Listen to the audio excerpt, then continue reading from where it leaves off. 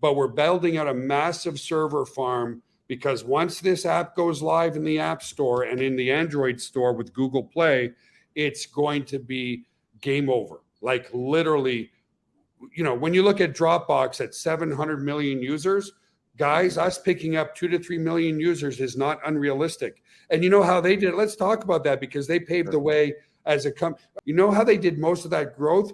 If you referred a friend, they didn't pay you any commissions. They gave you how much more space, Mike? Like only 2 gigabytes or something like that? Yeah, they give you more space, I think up to 16 gigs. And that's how they had their viral growth. So we anticipate that when there's a multitude of people already making a full-time income with this, and over 380 different people making sales, I would rather get paid for my referrals than get more space for my referrals. Sure. But yet, with more space, they grew to a company of 700 million registered users and 17 million paid members. Imagine the commission checks that would fly around if we have 17 to 20 million paid members.